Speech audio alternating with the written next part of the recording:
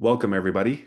Um, I just want to introduce myself real quick. I am Josh Cross. I am the president and CEO of the Travel Goods Association, and we are extremely privileged to have Dan Anthony with us today. And I'm going to give him an introduction and let you know a little about him before we get started. However, before we do that, there's a lot of interest in the TGA, specifically about the upcoming show, the TGA show in 2026. I'm going to give a brief teaser and let you know that on August 19th, there will be a major announcement along with a webinar that we will be talking about the 2026 TGA show. So, what's been happening? How come the silence, or how come, tidbits of information? But this is a must attend event on August 19th, where we are going to provide a lot of information about what's happening with the association, with where we're going, and ultimately the 2026 show and beyond. So please mark your calendars. Right now, you can register for that event if you go to our events page on the hub, and you should see an email coming out shortly with that information. Um, and as always, please go to the hub if you need access to real-time connectivity with a member of the TGA. If you would like more information about anything that we've talked about with government regulations, compliance, industry papers, all of that is on the hub. So things like PFAS that we've talked about in the past, industry trends, what's happening across the travel goods industry with shipping, trade, and just anything that is relevant to our information can be found on the hub. You can also find vlogs and other information. So with that, stay tuned for the upcoming issue, TGA Magazine, in the fall, where you're going to get industry market data and analytics. So if you have any interest in being a part of that issue, sponsorship or advertising, let us know. We're compiling information and content for that. So that will be coming out in the fall like we have done in the past. But this is going to be a really good issue that we're going to be announcing additional information about the 2026 show and beyond.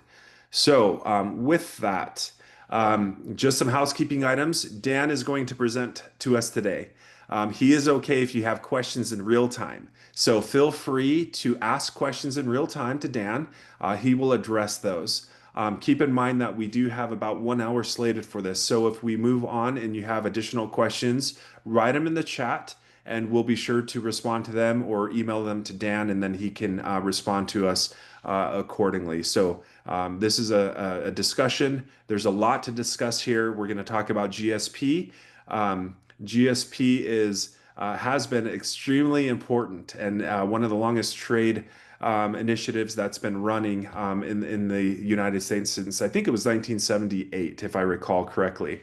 And there's been some updates to that, and Dan will talk about what that impact is and what we can do behind that. But that's a drop in the bucket compared to what's happening right now in the industry. And this is such an important, relevant topic. So, with that, we're honored, like I said, to have Dan Anthony, CEO of Trade Partnership Worldwide and Executive Director of Coalition for GSP, with us. He brings a deep expertise in international trade policy and economic analysis. As CEO of Trade Partnership Worldwide, he leads efforts to provide research, insight, and guidance on trade issues that affect companies, industries, and policymakers around the globe. In his role as executive director of the Coalition for GSP, Dan has been a leading voice advocating for renewal and modernization of the Generalized System of Preferences, the GSP, one of the most critical trade tools for U.S. companies and global development alike. With over 2 decades of experience and at the intersection of trade, economics, and advocacy, Dan continues to be a powerful voice, a powerful champion for policies that promote fair, effective, and substantial global commerce. He holds an MA and a BA degree in international affairs from the George Washington University. So, with that, please welcome me and joining Dan Anthony to lead our discussion today. Dan? Thanks, Josh. As I said before, I have to make sure that my website stays up to date, but that all looks pretty good, or sounds pretty good. So thanks to the TGA for having me. I think I see some familiar names on here from past efforts. As Josh mentioned, I wear a couple hats. On the one hand, we have a straight research firm which does a lot of data analysis. It has been fairly timely at the moment, and we've worked to develop new data sets that don't exist from the government, such as things like the amount of tariffs paid by state. So trying to fill gaps, educating policymakers on items that should be of interest to them in terms of what their constituents are paying, but that simply aren't available. The other piece of it traditionally has been the advocacy side with the Coalition for GSP. As Josh said, we work with U.S. companies that import under the GSP program and lobby for it. And so there is also a new group that we are trying to get up and running here called We Pay the Tariffs that really blends those two together. GSP, as Josh mentioned, is a drop in the trade bucket right now. And all of the companies that we've worked with, though, over the years have these much, much bigger issues. There's no GSP importer who is not affected by other larger tariffs at the moment. And so that's where this We Pay the Tariffs initiative really stems from. Companies who are importing from non-GSP countries or GSP coalition members who are importing from GSP and other countries. We're importing GSP products and products that can't claim GSP. So it's something we've been trying to get off the ground to really do a cross-industry, broader advocacy effort that's focused on small businesses who are paying these tariffs. And so I'll go into a little bit more detail on all of these. First off, we're going to start off with some GSP, and I just wanted to do some quick statistics here. I'm going to share my screen. If you give me just a second. So GSP has been around since the 1970s, as Josh said. For the most part, it was irrelevant to travel goods because they were one of the categories that were carved out with a statutory exclusion. So sensitive products like apparel and footwear and travel goods were banned from the program from its inception. That changed in 2015 when the program was reauthorized, and then the rules were changed to say certain categories of travel goods could get GSP benefits. So this now includes luggage, hard side and soft side, bags, duffels, purses, handbags, coolers comes in under this category. And it was initially extended in mid 2016 to least developed countries only and sub Saharan African countries. And then in 2017, it was extended to all GSP countries. And so this is the share of overall US travel goods imports claiming GSP over time. And so you can see you've got an initial spike there in 2017 when it got extended to countries like Indonesia and the Philippines. You see another spike up again to about a quarter of all imports after Section 301 tariffs were imposed on China. You got a bit of an anomaly there in early 2020 when China shut down before others, and so you just had a very temporary shift. But over time, even with the program's expiration, it's been trending up, in part because those China tariffs have remained and are so much higher. In terms of what the tariff savings look like because of GSP, again, the program's expired, and so those tariffs have been paid out of pocket for the last several years. About $2 billion in tariffs total since the program lapsed at the end of 2020. Trade really peaked in 2022 and came back down once inflation really kicked in, but about $55 million in tariffs paid, in May 22 alone.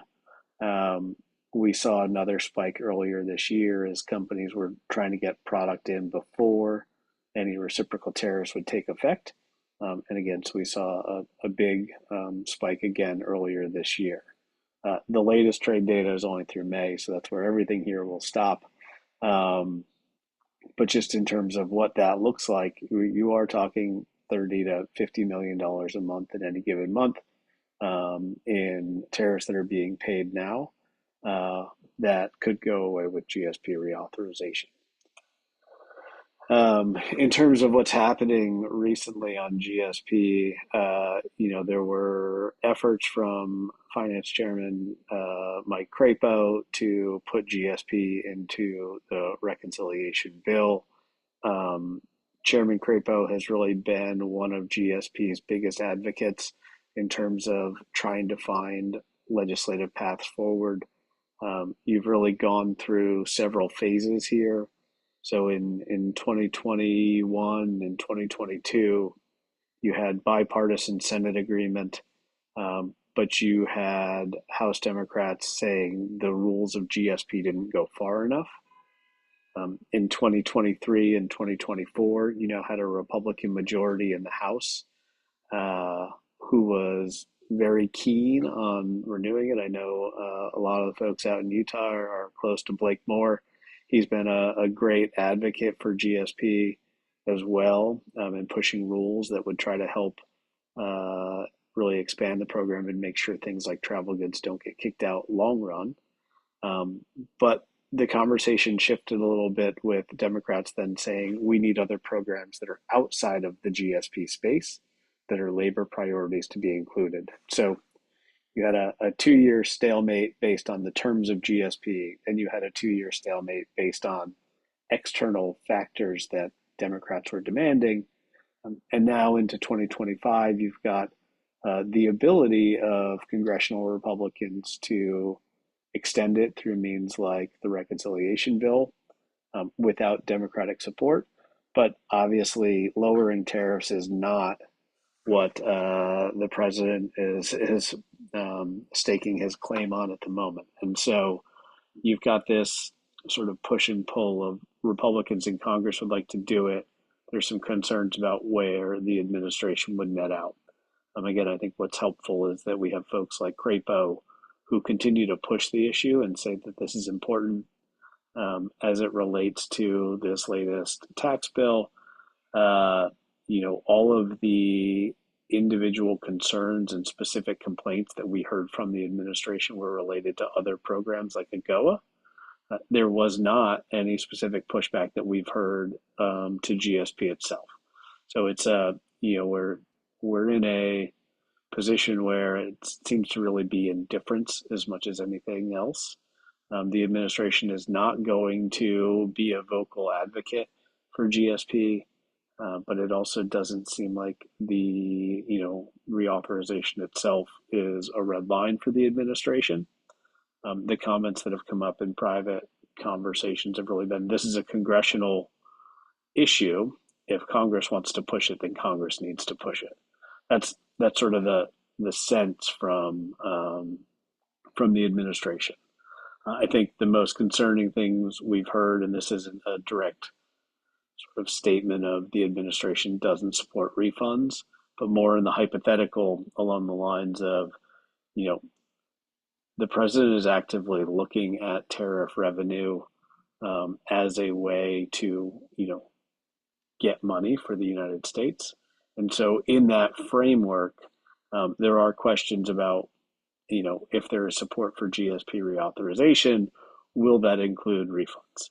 I think this is where it's really, really critical for the companies to stay engaged, to keep talking about, hey, this is what we've paid. These are all the hardships that we've endured because we were promised that we were getting this money back. One of the ways that it was described to me from the administration's perspective is this wasn't our promise to pay money back. That was someone else's promise. They dropped the ball, but we shouldn't be held responsible for someone else's errors. That works for the administration. It does not work for the members of Congress that many of you have been communicating with for years. And so I think that's a part of these looking at lobby days and coming in and talking directly is that ability to say, this is what we paid. This is why we need that money back.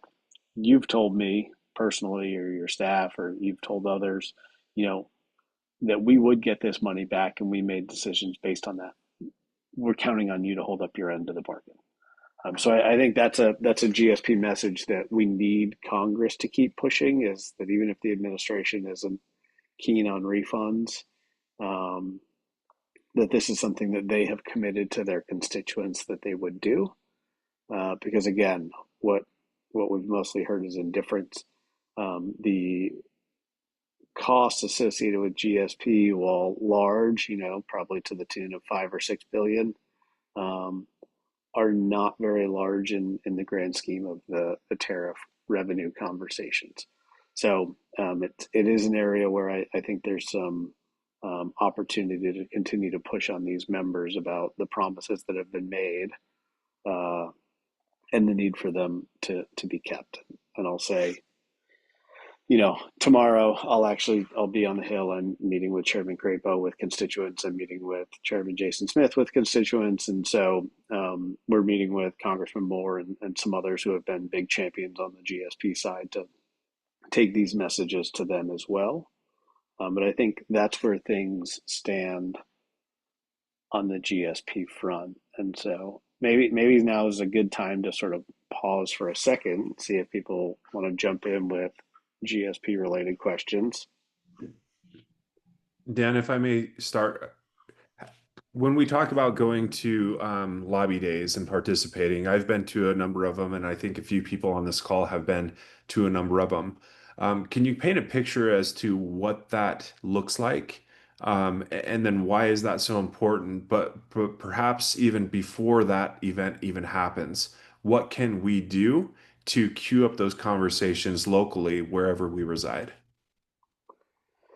Yeah, so I think part of it, locally, Congress is going to go home in about a week. They'll be there until after Labor Day. So the next 5 or so weeks is a great time to catch your members locally. Um, it is helpful to come to DC, and I'll say that what we do that's a little bit different, I think, than some industry specific groups. So again, this is not obviously not picking on it, but if you were doing a TGA specific event, you would all come in, you would mostly have all of the same talking points, you would have the same impacts, and you might meet, if there's 5 or 6 of you, then you might meet a couple of the committee leadership folks, and then maybe a couple of people that are your local folks. What we try to do when we hold these events is go regional teams, so that the companies are explicitly split up so that we don't have 5 travel goods companies together. What we're looking to show is the cross-cutting impacts of these policies, whether it's GSP or just broader tariffs, so that we'll have 6 people from New Jersey all together, and they'll visit both New Jersey senators, and they'll visit 6 or 7 of the New Jersey congressional representatives, so that it's like, oh, I'm from this town, you're from that town. What stop on the Jersey Turnpike are you? Those conversations that are much more local, but it's what the members of Congress get to see then is that, oh, this isn't a retail issue or travel goods or a food issue. We've got a food company and a chemical company and a travel goods company, and it sort of shows that it's a much broader impact in the community than maybe just like one niche area that's easy to pigeonhole.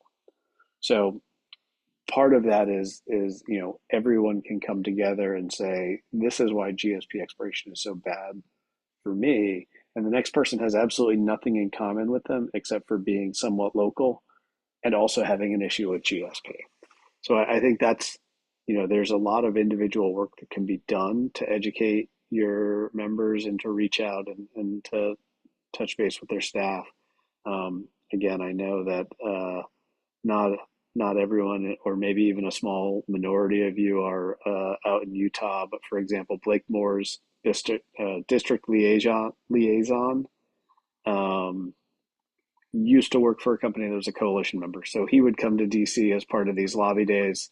When he left that company, he went to go work for Blake Moore's office. And so you can network with these people back home, um, so that they're hearing about it locally, and then you can follow up with them in those meetings as part of that broader group.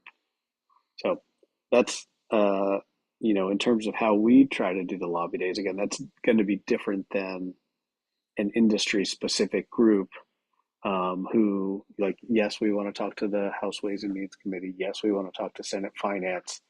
Um, but we really do try to have it so that we've got a group that's got Missouri companies to all go in and talk to Jason Smith and some of the other Missouri members. And we've got, you know, Idaho can be a bit tough to get a whole team of Idaho, but also there's only four offices. And so we might do Pacific Northwest and do Idaho and Washington or Idaho and Montana and try to group them up that way. So again, you're at least relatable to each other, uh, and going in and making those rounds, but so that we've got someone to see Chairman Crapo, and they're joined by a couple other people who are sort of similarly situated in those areas. I mean, I don't want to sound like an East Coast snob or anything. Like my brother lives out in Montana. I know that area reasonably well, but pulling together Montana, Idaho, things like that. Again, so there is that sort of affinity without everyone being in the same group. Thank you for that. And I guess I have one more follow-up, and this is more for the group. The impact that Section 301 has had on our industry with GSP has been pretty substantial. Yeah. Dan, what percentage of all GSP tax has been in the travel goods industry? And if I recall, it's pretty substantial, and that's one reason why our voice in advocating and being a part of the coalition for GSP is so critical. Do you happen to know just a ballpark of what that is, Dan? Uh, I do not, but it's probably 30 to 40%. So, like I said, I just ran the numbers. It's about $2 billion. Dollars. I want to say that the overall numbers are probably around 5 billion, which would put it at around 40%. Hmm. I'll say that something that from the data side, we can only capture the stuff that's claimed. So Yeah. I do think there are a number of companies who stop claiming um, the GSP benefits, and you have generally an opportunity, if there's refunds, you have an opportunity to go back and claim it after the fact. Uh, but what we're capturing on the data side, it's probably 30 to 40%, and of what's claiming.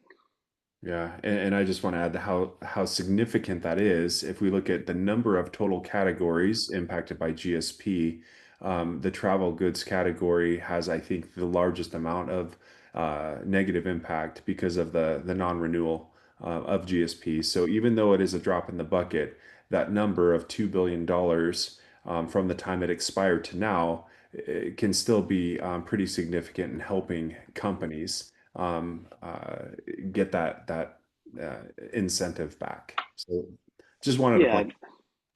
and actually, so I'll just jump up on my next slide here. I believe is exactly that. So this is tariffs paid on travel goods, and so the blue section there is just sort of regular tariffs. That's what you'd get if you were just paying MFN. The yellow you can see is Section 301 and IEPA tariffs, and so you see them spike up in 2018 as we impose tariffs on China. Um, the red is what's been paid sort of due to GSP expiration since then. So you can see this over time. Uh, Again, the last label there says February, but the last actual bar is May. So this is pretty recent, but about $250 million in tariffs paid on travel goods in May. About 75 million of that is regular tariffs, about 35 million due to GSP expiration, and then 125 million due to either IEPA or Section 301. These again are understated um, for reasons that I won't get into. If something claims GSP, Census also says it doesn't pay any IEPA tariffs, which isn't true. It just means it doesn't show up in the data. So, these numbers are actually a little bit low. in recent months, and that's something we're working to fix going forward so we can figure that stuff out. But this gives you that sense of how much tariffs are being paid, and what's driving it. Again, it is IEPA at the moment. I mean, the China piece was big, but China has been gradually declining as a share of U.S. travel goods imports as people have diversified. I think the problem now is those relief valves are gone. If you were thinking, hey, I can leave China to use GSP. Okay, GSP has been expired, but I can still shift some into Vietnam and try to, you know, lessen that burden overall. Well, now you've got additional tariffs on GSP countries. You've got new tariffs on Vietnam, and so all of those relief valves in terms of finding new places to source from, are pretty much off the table. Uh, the You can see how these sort of spiked in terms of average tariffs on individual countries. Um, so it's about a 27% average tariff on travel goods in May.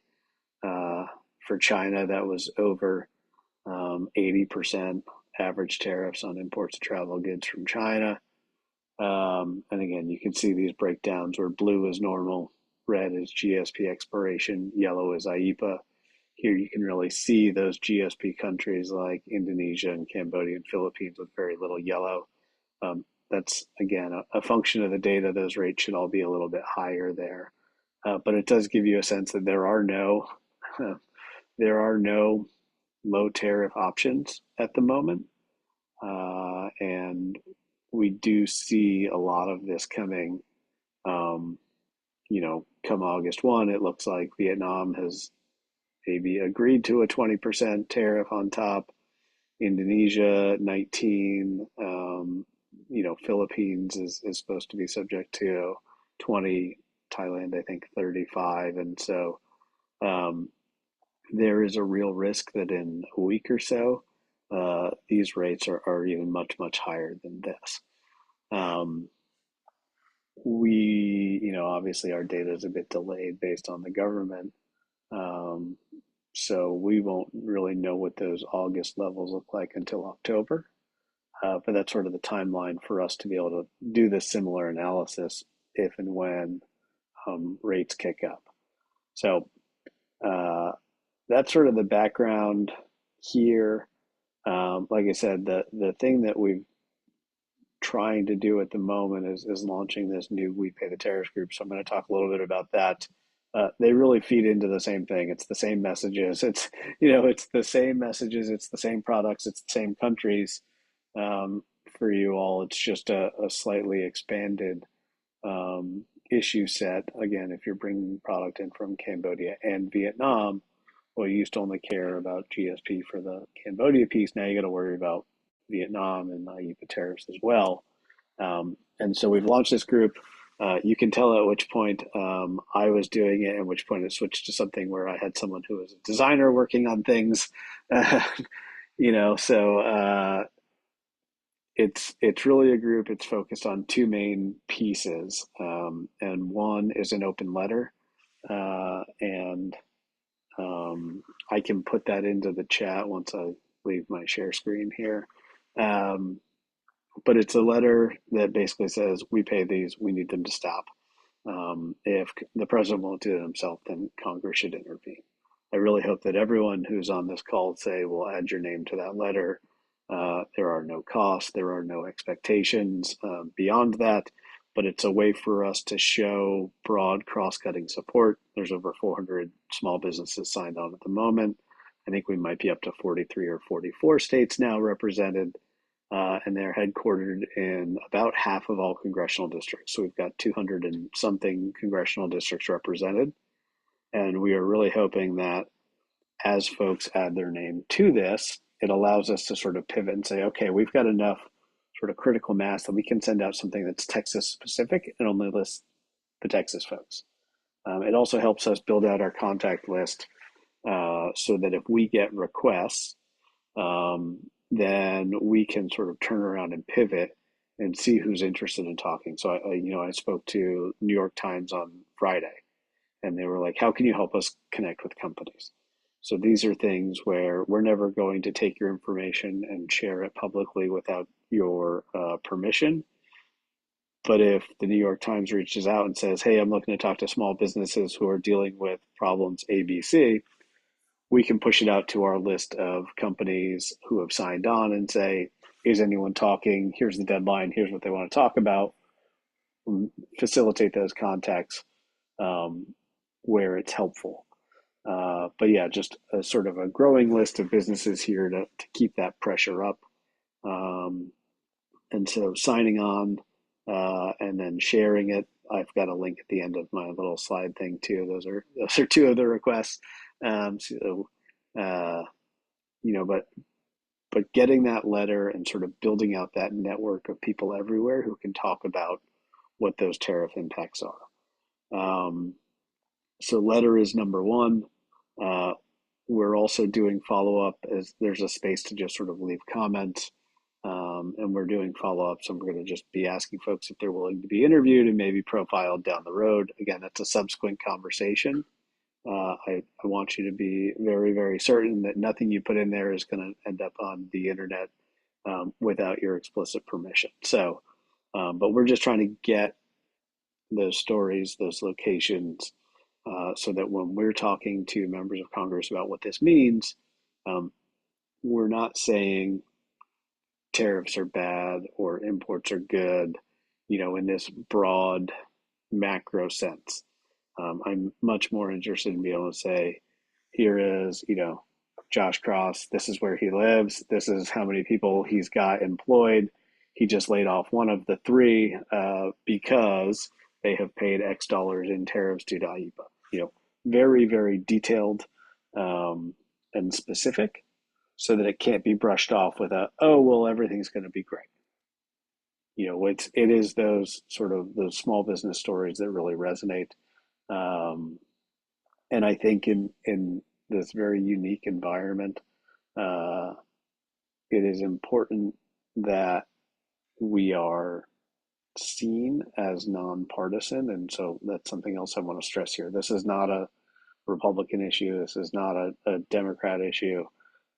What we've tried to focus on is something that is more about constitutional authorities, Congress versus the executive, because as soon as this becomes seen as anti-Trump, then the Republicans get their hackles up and become very defensive. And so, how do you talk about this in the congressional sense?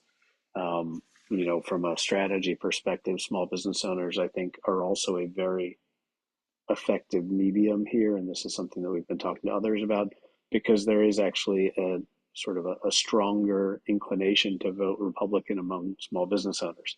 So this is not your sort of super liberal groups who are looking to just find ways to take down Republicans. I think if that's how this is viewed, it's going to fail and fail horribly. And so walking that line and just staying focused on small business impacts, how this is really, really affecting them as opposed to platitudes. But we would love you to sign on there. Um, so, in addition to the letter, as we've talked about, trying to do a lobby day. We are looking at September 17th and 18th. We are 98% of the way there. If there are a number of you on this call who are like, we're in, we haven't told you yet, but we're in, that nudges us that much further. We have, just on my end, we've probably got about 30 or so folks who have told us they plan to come. There is a group of food importers who are sort of individually recruiting their members. If we can get that similar commitment from TGA members that says we will have 10 or 15 people at least, that now pushes us into that 50 or 60 range where we feel really good talking about planning a major event. I do think, sadly, that a lot of you are going to get hit with massive new tariff costs come August 1. Um, from our perspective, though, I think that increases the likelihood that folks who are not on this call and are not getting the individual pitch are become more inclined to come to DC in mid-September once those impacts hit, rather than today where there is still, I think, a lot of hope. Um, that a tariff can be, if not avoided, at least maintained at their current levels. The other piece that we're trying to do here, and I am almost done, so folks can really open up and ask questions. But we want to combine this new data that we have from the research side, similar to what I showed you.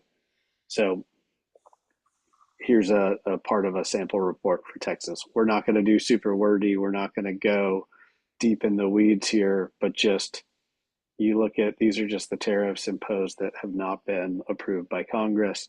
These are the real numbers for Texas. So in 2018, when everyone said, "Oh my God, look at the tariffs that the Trump administration is imposing," um, and then you look at May, and it was $2.2 billion in tariffs paid on imports into Texas just in May.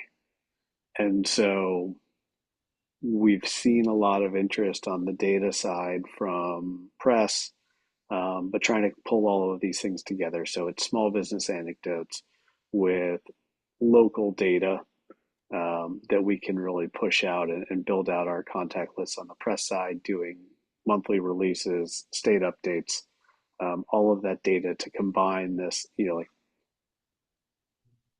there are there are opinions, and then there are sort of hard numbers here that are we can back it up.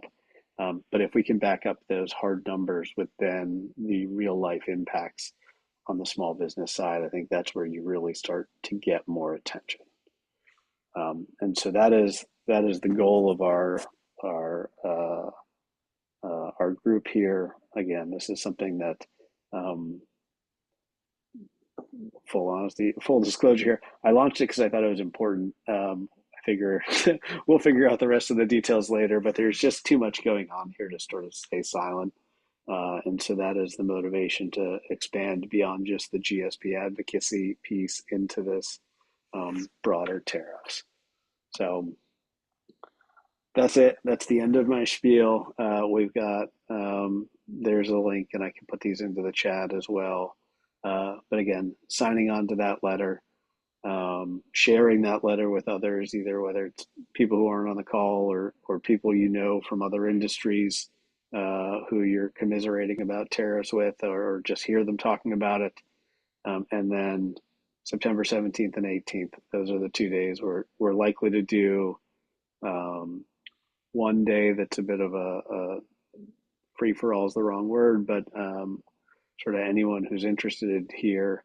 The other day, we're likely to do at least some more GSP focus. So for the folks on the call, that probably means both days are relevant. For some people who, if you're only importing from China, they might come in for a day. Or if you're only importing from GSP and your schedule's tight, maybe you only come in for the other day. But um, trying to bring together as many of these folks as possible.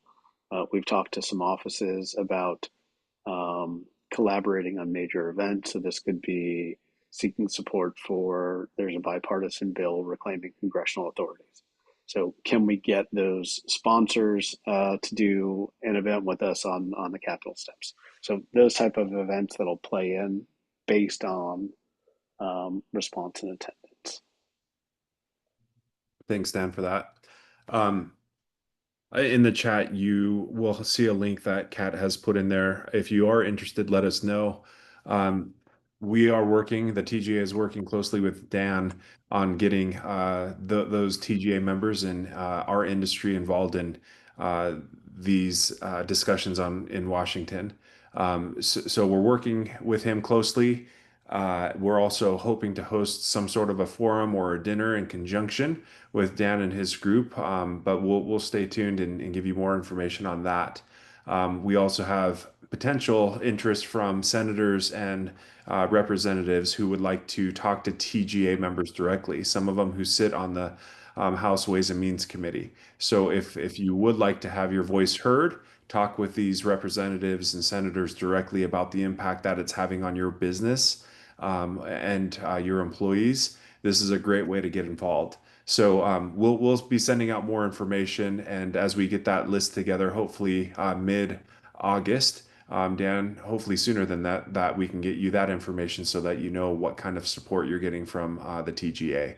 So with that, is there any question? Are there any questions that we have with what Dan just presented or anything else regarding tariffs. So, Eddie, put in the chat, what is the current stacked tariff for travel goods coming from China? So it's going to depend on the individual product, but I think you're generally looking at, if you're looking at hard-sided luggage, it's going to be 20% MFN plus 25% Section 301 plus 10% reciprocal plus 20% IEPA fentanyl, 30, 50, that's 75, I guess. Um, but then what you sort of run this risk of, I think August 12th is when the pause, where the pause for China ends. And so you could see that China fentanyl rate jump from 10% to 34%. So a lot of moving targets. Again, if you're talking about soft-sided bags, those are 17.6, and then you add the 50 or 60% on top of that. Um, but it's a lot. I mean, like there's no other way to say it than it's a lot, and you see that in that sort of jump up to almost 80% average rates in May. Yeah, and we're getting that information regularly. We're trying to get reports from Nate Herman, who you've seen us send out on a monthly basis. Our most recent one was, I believe it was last week, Kat Judy, if that's so that information will be given to you as soon as we have that within a day from Nate and their group. So stay on the lookout. If you're not on our newsletters, please let us know so that we can get you that information. Um, I'm almost certain here, so I haven't seen the info that Nate sent out, but we provide that data to AAFA for apparel, footwear, and travel goods broken out. So that is probably from the same source as everything else that I showed you today on the research side. Perfect. Thank you. Jorge mentioned this. He's from Trochi. We do have a number of international companies on here. He asked, Trochi is a Canadian-based company. Can we also sign the letter? So you would need a U.S. location. So if you had a sort of a subsidiary or something like that, for uh, lobbying disclosure reasons, I am not allowed to work for foreigners, and so we just limit it. It's not that it's impossible for you to sign it, but we're not going to list foreigners just so that I don't go to jail. Very selfishly. Um, but yeah, if you've got subsidiaries or you've got customers, then again, we'd appreciate if you forwarded it, but that is a limitation on our side. Yeah. Thank you for that clarification. I Um, see Travis has his hand physically raised. So if you want to mute yourself, Travis, I go have a for it. question. Thanks, Judy. If that's okay. Hey, Dan. I touched base with you a couple of years ago in the aisle and was kind of asking about Yep. these kind of things before things really got ramped up this year. And thank you for coming on and all of your help. So there was a time where I had a container on the water and the S hit the fan, right?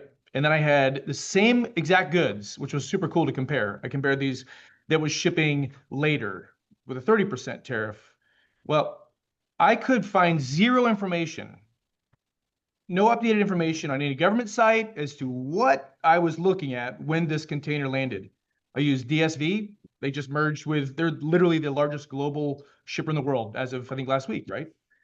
East and West, all over the world. And they couldn't answer that, what my tariffs were going to be. So I was searching frantically for a duty-free zone, right? Locker. And there was nothing from Los Angeles to Houston. There was nothing. A pharmaceutical company had scraped up all of these trade-free zoned lockers. When it landed, my tariffs were my old tariffs because it was on the water. There was so much uninformation. And I guess what I'm asking you is, where is a resource? Where do we go to find what our tariffs are going to be with our harmonization codes or whatever they are. Is there any sort of updated government site? Oh, awesome. Not to my knowledge. Cool. Okay. Um, What a no, way to do and business, look, right? Yeah. Come on.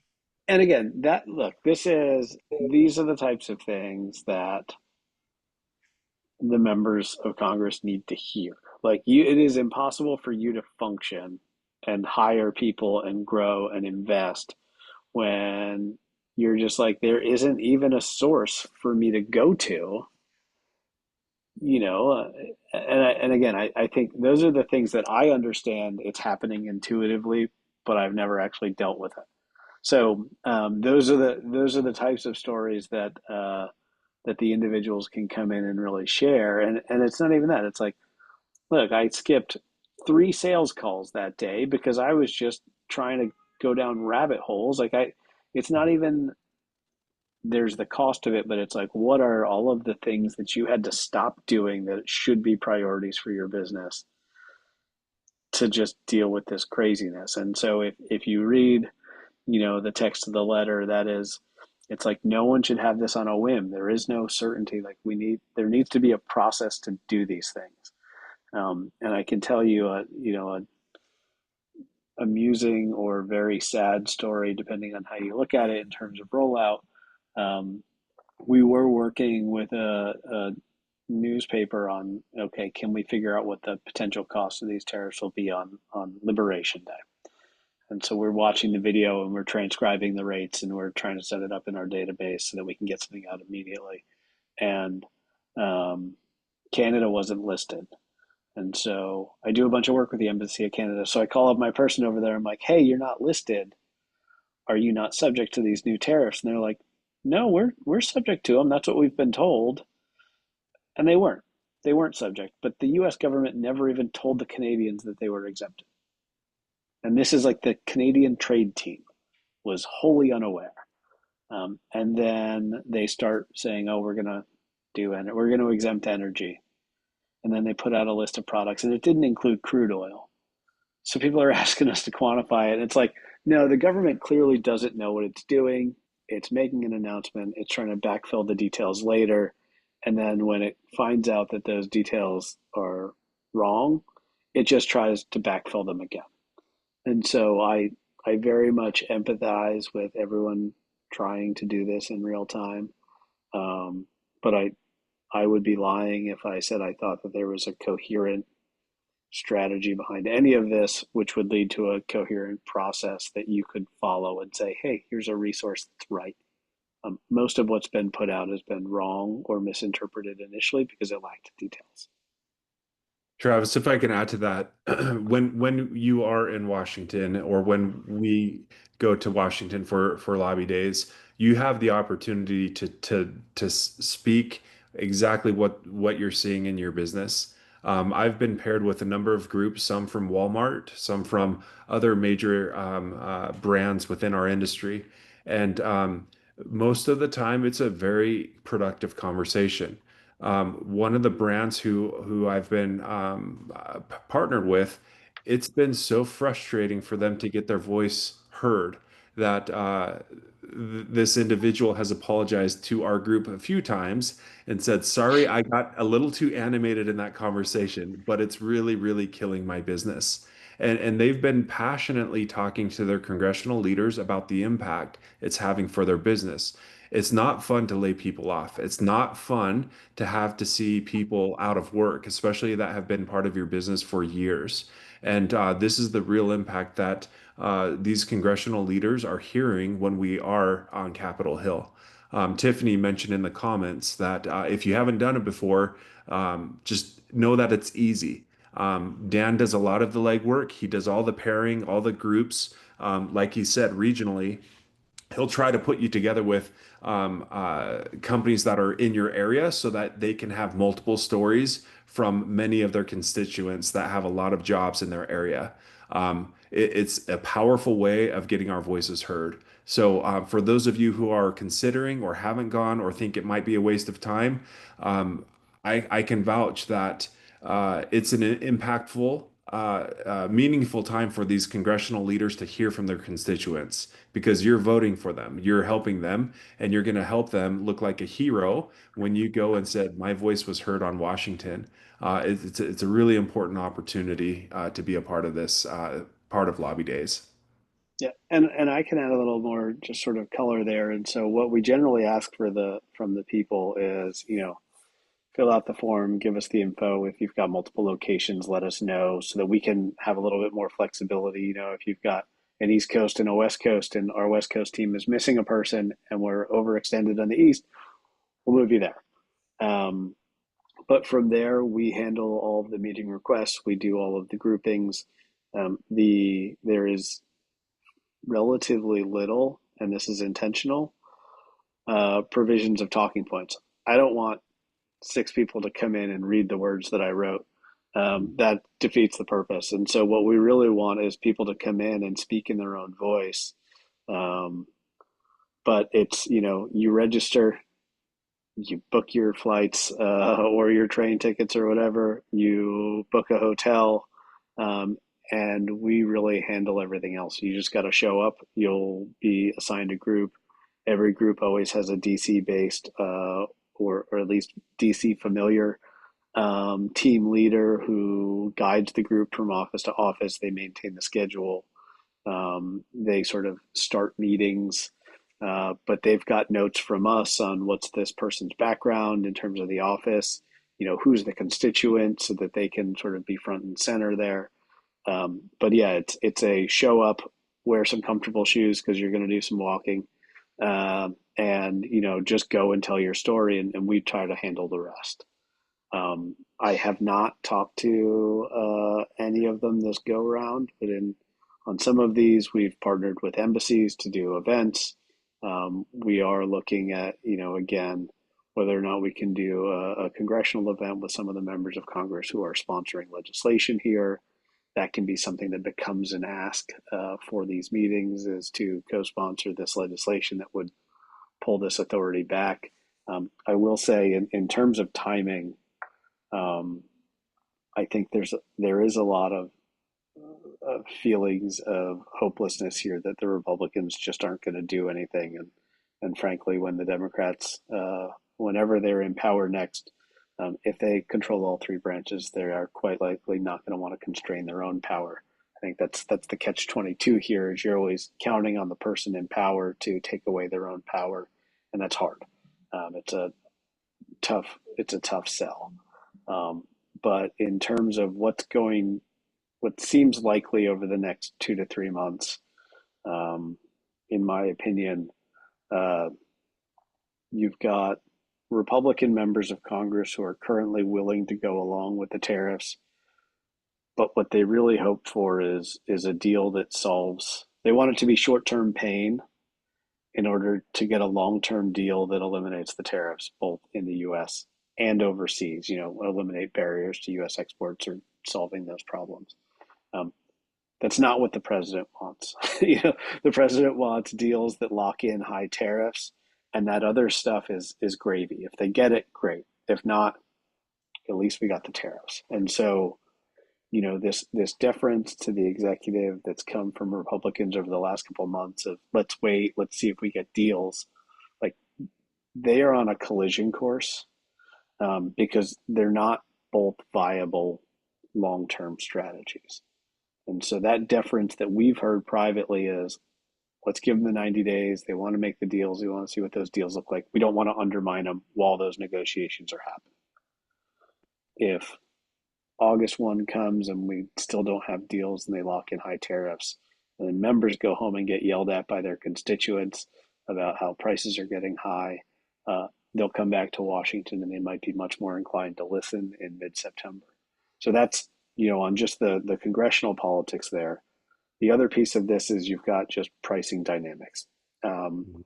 Prices are starting to go up. It's about to start happening a lot more based on the conversations we've been having. The American public does not like high prices, and I feel like I just saw a poll this morning where cost of living and inflation sort of jumped up by a fairly large percentage, with 6 percentage points in terms of being the top issue.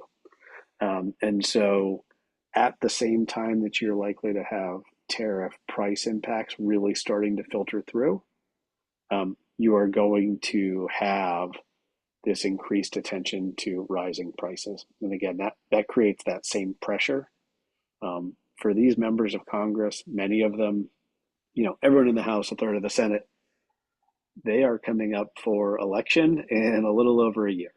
If the economy is in a recession or just everyone's pissed off at high prices, the Republicans are going to get crushed. And the Republicans know this. So you've got a different political timeline calculation from those in Congress and the president. And so again, it's just a couple different trends that all seem to be at a collision point soon. And I think that's why the timing of this makes sense to us. It's when we're going to start seeing those prices. We're going to see the news impacts. We'll have two more CPI reports between now and the lobby day. We'll have 2 more months of trade data where we see these tariffs costs and we can make those linkages. But again, it's not ever going to sound as good or as impressive coming from me as it will coming from 5 people from the state. Yeah, thank you. If there are no questions, I want to wrap up and give those participating a couple call to actions. So I'll just wait a moment if there's any other questions that we want to ask Dan before I conclude here. Okay. Dan, as always, it's a pleasure. Thank you for your industry insight, your guidance, and your advocacy on behalf of not only the TGA, but a lot of industries that are impacted by what's happening in Washington. And for those participating, thank you, and look for this on the hub that you can review and watch or share with your company. So the two call to actions that I would like to have is one, if you are interested in participating, look for our email, look for the link, and sign up and let us know that you are willing to be a part of Lobby Days coming up in September. And the second, if you are or if you aren't available, tell us your story. How is what's going on with tariffs impacting your business? You can send us an email, or if you have a video, or if you want to shoot it on your own phone, or do a call with us, we're happy to record it. Tiffany sent us her video that she did, and she was actually picked up.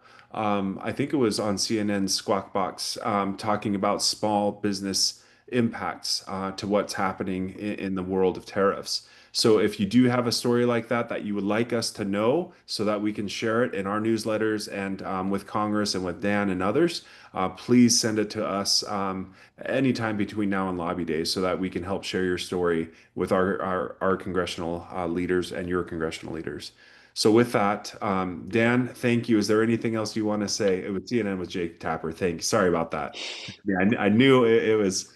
So it was awesome. And if you're okay with it, Tiffany, I'd love to share it as well with those on this call. And okay, perfect. So I'll share that video as well. Dan, anything So else you want to just say in conclusion here? yeah, thanks for giving me the platform to talk here. Sign the letter, come to DC. Love to see you in person. So, but thank you. Awesome. Thank you. Our next webinar will be August 19th. You're not going to want to miss that. There will be some major industry announcements and news and what's happening with the 2026 show. So sign up, and thanks again, Dan. And for all of you, stay tuned. Really cool things to come. Take care.